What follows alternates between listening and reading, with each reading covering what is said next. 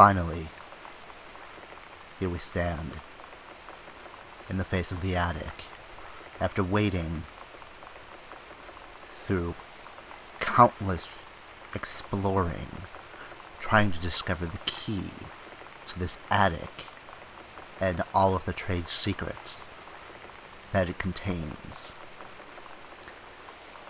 We've learned that Caitlin, our main character, has returned from a trip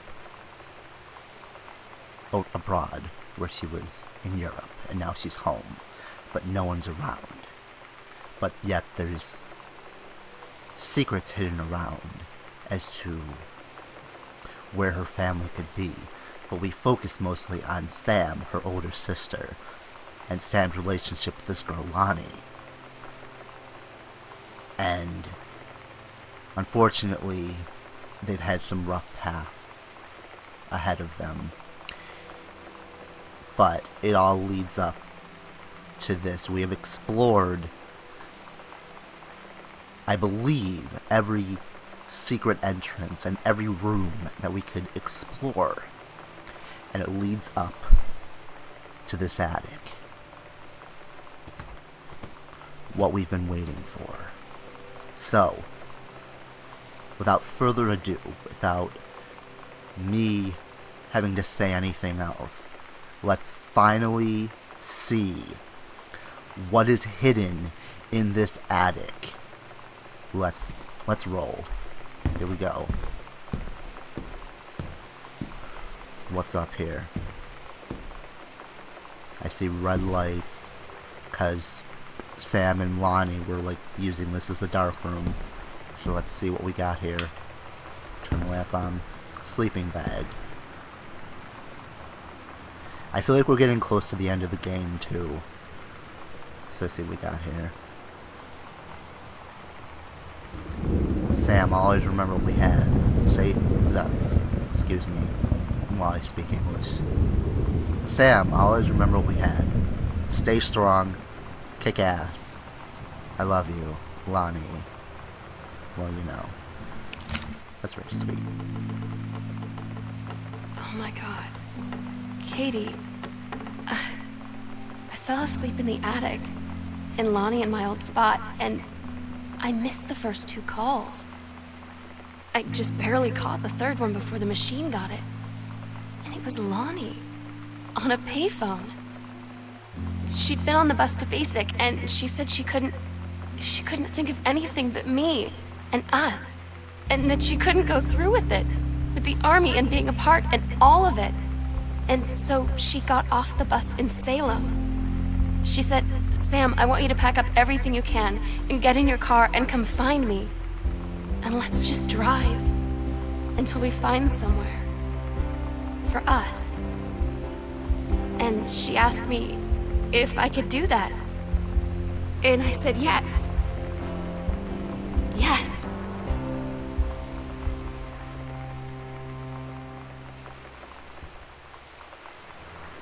So now we have an idea where Sam went. So she basically left the house and went to go find Lonnie, basically. It's a simple solution for pictures. Is there any...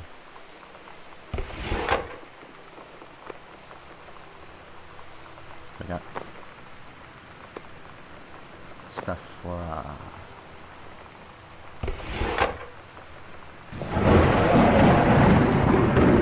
stuff for pictures.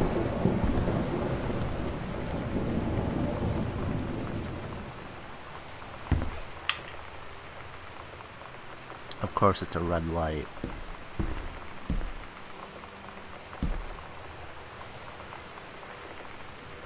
Looks like they were taking pictures together.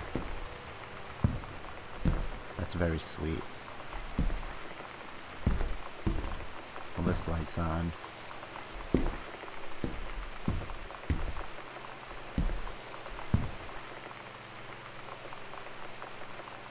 Letters to Katie.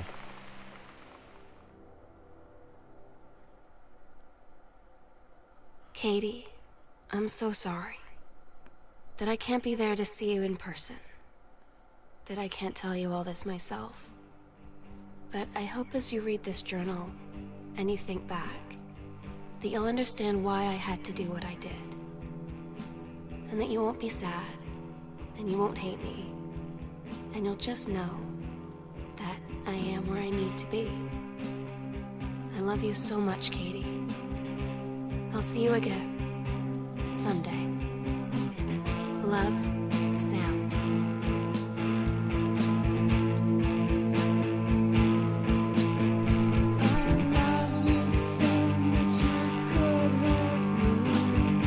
That was really quick.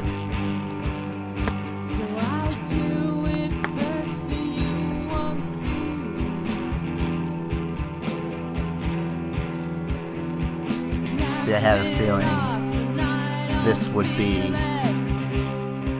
the end of the game, and I was right. I knew we were getting close to the end. Because, like I said, we explored every house. And again, remember how I was talking about horror movie houses? Yeah. This is really, really, really difficult to explore it sometimes. There's just so much. I'll let these roll and then I'll mention some more things.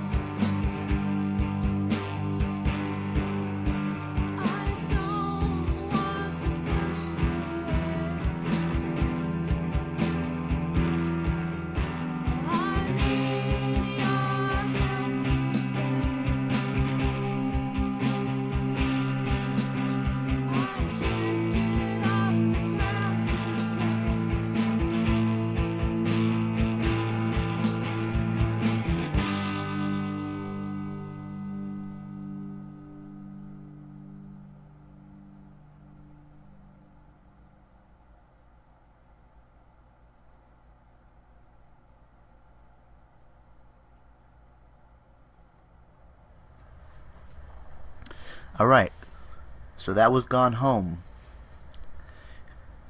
Now, I usually don't play games like this, but like I said in the first recording of this game, it looked interesting enough for me to record it, and I just thought maybe some people might be interested in seeing a game like this, because it does have a really good storyline. A girl comes home from somewhere, and in this case it would be Europe, and she discovers that her family's missing or left, and she has to find out where they went and what to do. So, as you explore the game more, we'll explore the house more, you really start to get a feel for how close this family is, and you get to discover all the issues that a family could go through. In this case, the mother and father having marital problems, which is relatable to some people. And what I thought was really interesting about this game is that it incorporated a same-sex relationship, but didn't make it the focal point of the game, or just make it so obvious where they just explain to you, or they just throw it at you that, you know, this relationship is a same-sex relationship, and we just want you to know that.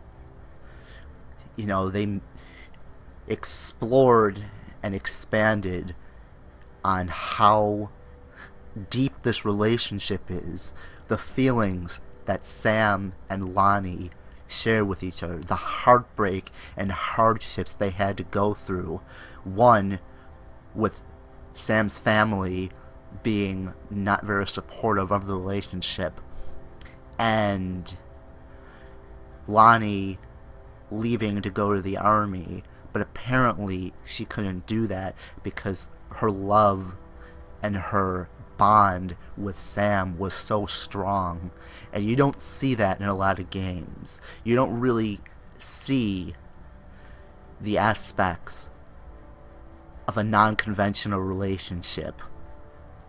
In this case, a same-sex relationship, because most relationships they show in games are heterosexual, and that's fine, but it's really great when they show other relationships and the different things that you can do. And like I said, I was very happy that they didn't make it a focal point in which they were making it like a big deal.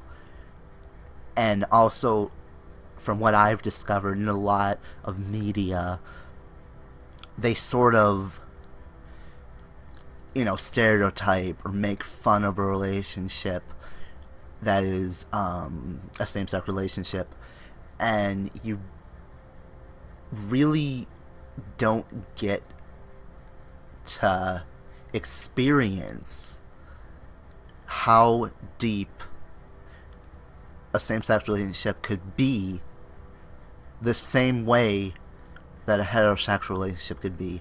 And I'm speaking way too much about this. I have no idea why, but that's just something that really stood out to me, and I was really happy to see, because you just really get,